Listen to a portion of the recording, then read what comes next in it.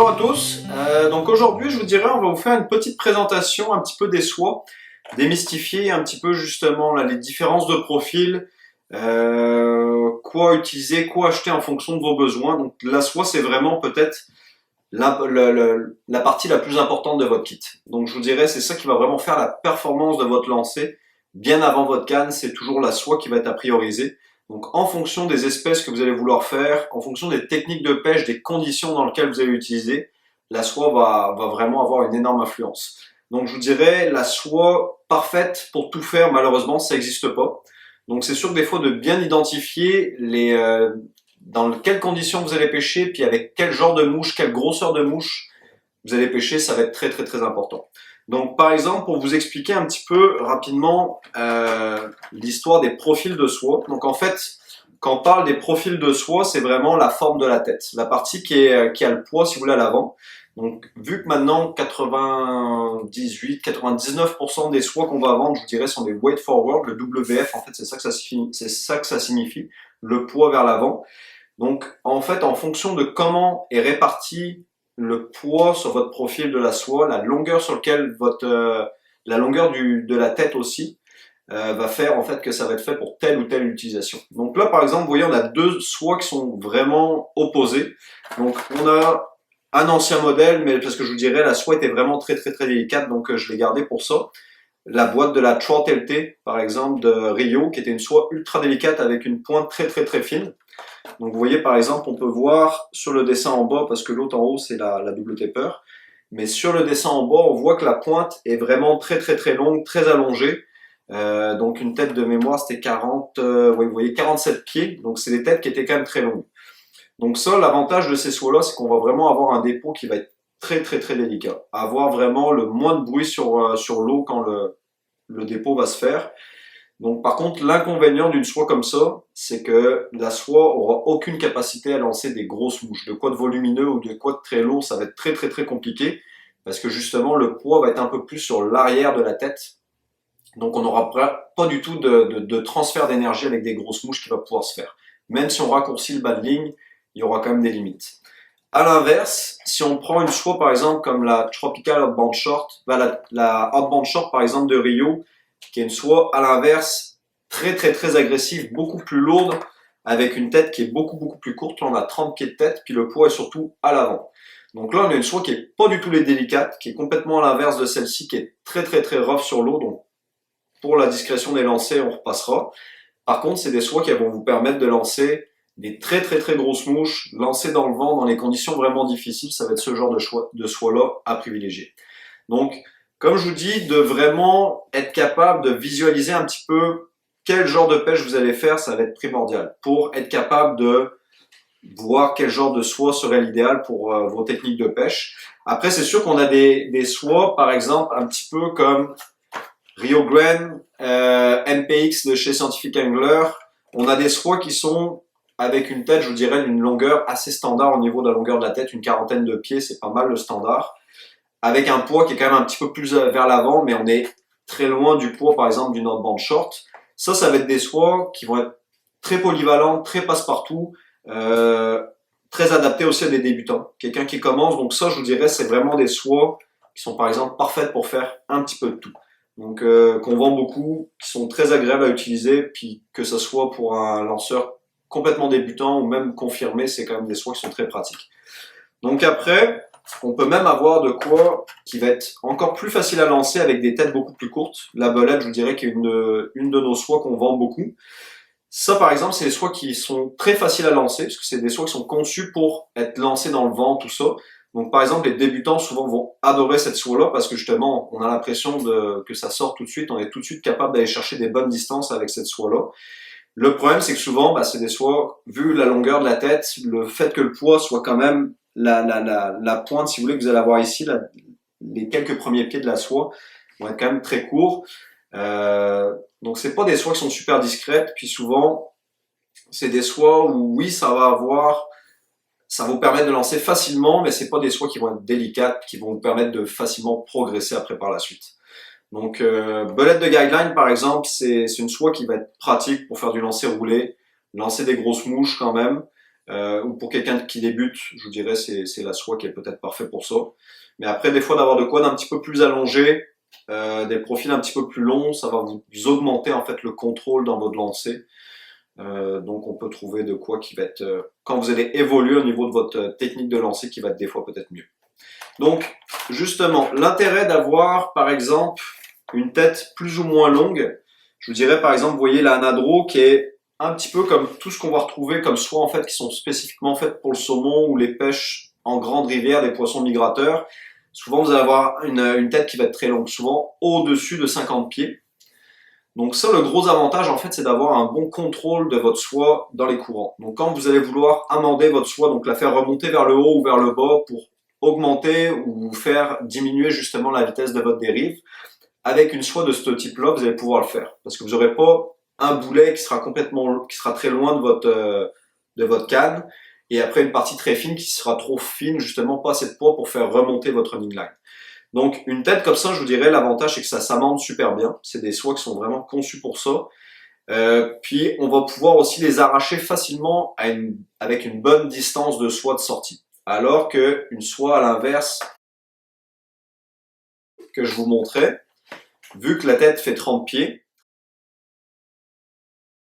l'arracher avec 50 pieds de soie sortie parce que vous aurez 20 pieds de running line, donc la partie arrière qui est très fine, puis votre tête au bout. Donc la soie sera très instable, ça fera pas du tout des beaux lancers pour ça. Donc dès qu'on veut faire de la longue distance, amender, avoir un bon contrôle de soie dans la rivière, c'est vraiment des profils, vous voyez comme ici, des têtes très longues, une cinquantaine de pieds idéalement et plus, qui vont être adaptés.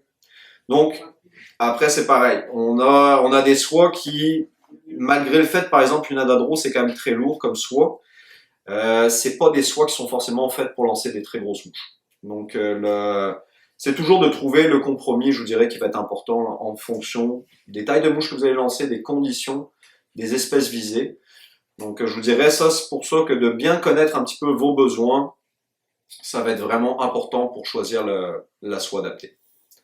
Donc je vous dirais, autre petite chose un petit peu importante, des fois quand vous magasinez des soies, vous allez pouvoir voir par exemple, une Anadrome, je pense, c'est une taille et demie techniquement au-dessus de la norme AFTMA. Donc ça, cette norme-là, ça va vous dire en fait que telle soie, dans les 30 premiers pieds, est censée faire, par exemple, une numéro 8, on parlait de 210 grains. Donc vous allez trouver par exemple ce genre de tableau-là très facilement sur Internet qui va vous donner en fait le poids que serait censé faire votre 30 premiers pieds de soie. Ça, c'est toujours important, c'est toujours les 30 premiers pieds. Après, par contre, vous allez trouver aussi le poids des fois total de la tête. Parce que là, l'anadrome par exemple qui fait 52 pieds, vous allez avoir le poids pour les 30 premiers pieds, puis vous allez avoir le poids total de la tête, qui peut être des fois quasiment le double vu que la tête est beaucoup plus longue. Donc, de connaître un petit peu, si vous voulez, cette norme, honnêtement, de connaître les chiffres par cœur vous donnera absolument rien. Mais quand vous allez regarder des fois, par exemple, acheter une soie, puis que vous voyez, par exemple, que celle-là va être une fois et demie la norme des soies, ça va vous donner une bonne idée, savoir que ça va être une soie déjà beaucoup plus lourde, donc faite pour lancer souvent des plus grosses mouches. Moins délicates, mais pour lancer des plus grosses mouches.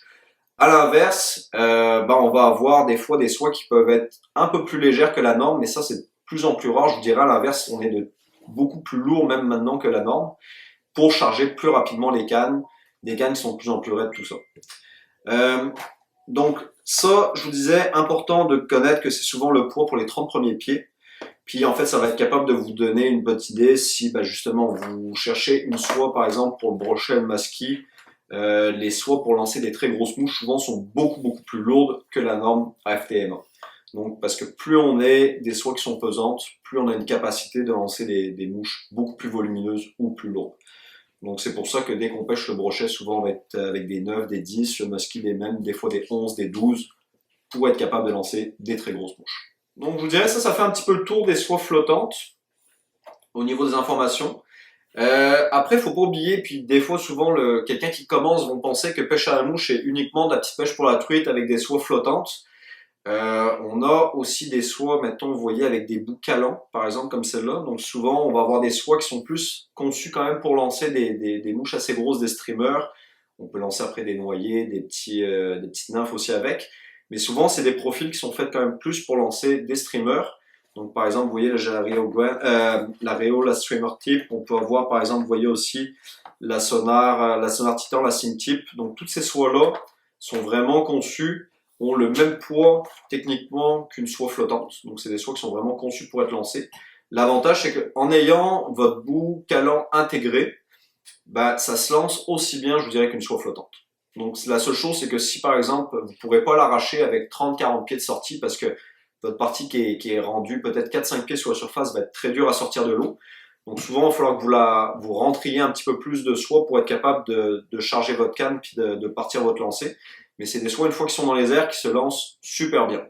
Alors que si on rajoute, par exemple, pour être capable de descendre à la même profondeur, qu'on rajouterait un polyleader de 10 pieds, type 3 ou type 6, là-dessus, là, ça changerait énormément, je vous dirais, à l'inverse, en fait, la capacité de lancer puis le plaisir à lancer ce genre de mouche. Donc, les soies boucalants, ça peut être très, très, très intéressant dès qu'on a des fosses un petit peu plus calantes. Après, vous pouvez avoir différentes longueurs. Souvent, ça va être 10, 12 pieds, 15 pieds, des fois pour les plus longues. On peut même avoir des soies un petit peu plus spécifiques, des fois avec des 24, des 30 pieds de long. Souvent, l'arrière de la soie, le running line, peut être flottant, des fois intermédiaire aussi, sur plus des grosses mouches pour le brochet. Tout ça, on va retrouver du intermédiaire. Donc, intermédiaire, ça veut dire qu'en fait, ça va caler à peu près à 1,5 pouces par seconde. Quand on parle, par exemple, vous voyez, celle-là, c'est une calante type 3. Donc ça veut dire que ça cale à 3-4 pouces par seconde. On peut avoir des types 6 comme ça qui vont caler à 6-7 pouces par seconde. Donc le type de soie, la densité va être importante à connaître. Donc ça, vous avez de type 1, techniquement, qui va être du flottant. Après, vous avez du type 1 qui va être 1 pouce par seconde jusqu'à du type 7, 8, des fois même sur certaines soies. On peut avoir des soies, bien sûr, toutes calantes, entièrement plongeantes. Donc ça, faut pas oublier, c'est pareil, les compagnies font pas de soie pour faire de la pêche à la traîne. Toutes ces soies-là sont censées, puis sont capables d'être lancées. Donc c'est juste d'adapter votre lancer, de rentrer beaucoup plus de soie pour l'arracher plus facilement de l'eau. Mais même une soie calante, une fois qu'on est dans les airs, ça se lance très très bien. Donc n'hésitez pas à utiliser ça, je dirais en lac par exemple pour la truite, c'est très très efficace. Autre petite chose, je vous dirais qui va être importante de connaître, c'est que vos soies vont être conçues pour travailler à telle ou telle profondeur, à telle température, excusez. Donc souvent les soies qu'on va avoir pour l'eau douce sont pour faire, mettons, de l'eau tempérée. Donc, je vous dirais, on n'est pas fait pour pêcher à des températures extrêmement froides, en dessous de zéro. Il y a certaines soies qui le supportent mal, d'autres, ça passe. Des températures très, très chaudes. Là, dès qu'on arrive vraiment à des températures de grosses canicules, souvent plus en bateau, parce que, justement, le fond du bateau peut être des fois très, très chaud. Les soies pour l'eau douce, généralement, sont pas forcément adaptées à faire ce genre de travail-là. Le problème, c'est que si vous les mettez dans ces conditions-là, votre soie va ramollir énormément, donc va pouvoir des fois faire beaucoup plus de nœuds, va s'abîmer beaucoup, beaucoup plus vite. Puis s'il y a du vent, vous ne serez pas capable de lancer dans le vent. Donc c'est pour ça que souvent, quand on parle de soie, par exemple, pour la mer, techniquement, c'est pas forcément une histoire de revêtement qui est conçu pour supporter le sel, c'est plus une question de température. Donc par exemple, pour des soies, pour le bar rayé, la Hotband Short, qui est la Cold Saltwater, par exemple, qui est classée comme ça chez Rio, c'est une soie qui est conçue pour être travaillée aussi bien en eau douce que en mer, mais mer tempérée. Alors que si vous prenez une Rio, Tarpon ou n'importe quelle soie tropicale, qui va plus être pour travailler, vous voyez, on va dire souvent entre 80 et puis 100 degrés Fahrenheit, une soie comme ça, si vous la mettez dans de l'eau très froide, dans une rivière à truite, je dirais la soie va devenir extrêmement raide, puis vous ne serez pas capable du tout de lancer avec. Donc, c'est quand même important parce que je vous dirais, les soies sont conçues pour travailler dans telle ou telle condition, puis être le plus performant dans ces conditions. Donc, comme je vous dis, une soie tropicale, c'est vraiment conçu pour travailler soit en été dans les conditions très chaudes ici, ou vraiment sous les tropiques dans de l'eau chaude. Si vous l'avez utilisé en eau douce ici, vous risquez plus de l'abîmer très très rapidement. Puis à l'inverse, une soie comme ça, si vous amenez ça dans le sud, le problème c'est que si vous avez beaucoup de vent, vous ne serez pas capable de lancer, votre soie va tout le temps s'en mêler, tout le temps faire des nœuds, puis là aussi vous allez la bousiller très très vite. Vraiment la maganer, faire beaucoup plus d'encoches, elle va se délaminer beaucoup plus rapidement. Donc des fois le monde par exemple hésite à s'acheter une soie pour le sud, mais si vous l'utilisez 2-3 jours par année, si vous l'entretenez bien, votre soie va peut-être vous durer 10-15 ans. Donc c'est quand même un investissement qui peut valoir la peine même si vous y allez très peu. Alors que d'acheter une soie, mettons pour votre eau douce, qui va vous coûter maintenant une bonne soie, on parle de 100, 110 dollars, des fois même plus. Si vous l'amenez dans le sud, puis qu'après 3 jours, votre soie est finie, bah, finalement, vous avez gâché votre soie. Donc, c'est quand même un calcul qu'il faut penser, puis qui peut être bon à savoir. Donc, même dans l'eau salée, je vous dirais, c'est pareil, là, on n'est pas tout le temps juste avec des soies flottantes. On peut avoir, pareil, des soies intermédiaires, des soies avec des soies des fois calantes pour les pêcher vraiment plus profond. Donc, les soies, je vous dirais, c'est vraiment tout un monde de quoi qui est important de savoir qu'on peut pas tout faire avec une soie. Donc, je vous dirais, si vous magasinez des soies, c'est bien important de visualiser un petit peu dans quelles conditions vous allez l'utiliser.